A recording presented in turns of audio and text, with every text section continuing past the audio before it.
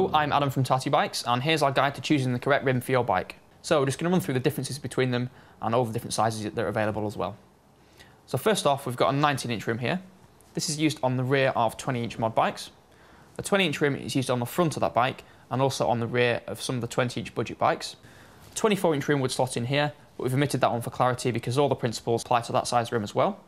And we've also got a 26-inch rear rim and a 26-inch front rim here as well. Now, one thing to consider is the width of the rim. A wider rim allows you to run a lower tyre pressure without the tyre squirming around on off-camber surfaces. So this can be really useful for natural riding. On the other side, if you have a narrow rim, it's generally going to be lighter, so it's always a bit of a trade-off. A lot of the rims now, though, have weight-saving measures in place, such as this Echo rim with circular drilled holes, the Trial rim with square punched holes, which takes out more weight than a standard circle, or this Echo SL rim with CNC scoops. Looks really fancy but costs a bit more. At the other end of the scale, we've got this undrilled Travtech rim. There's no extra holes drilled between the spoke holes, which means the profile is unaltered, so it's nice and strong and stiff. Another thing that impacts on the strength is the profile of the rim. You see that this Trial rim is quite wide, but very, very flat, so it's really stiff sideways, whereas the Echo rim we have here has got quite a deep profile, so it resists flat spots and dents very well.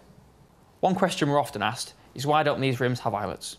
Well, on mountain bikes and road bikes, the wheel goes through many more revolutions, so the rim can actually fatigue around the spoke hole and the nipple pull through.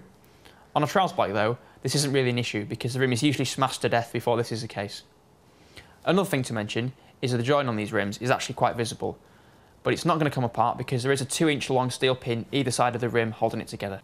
The final thing to make sure you choose the right rim is that you're going to get the right drilling. Front rims usually come in 28 or 32 hole and rear ones 32 or 36 hole. Generally the ones with more spokes are a little bit tougher, but it's not too bad as long as you get one that matches your hub. So I hope that helps out. If you need any more information, just give us a shout.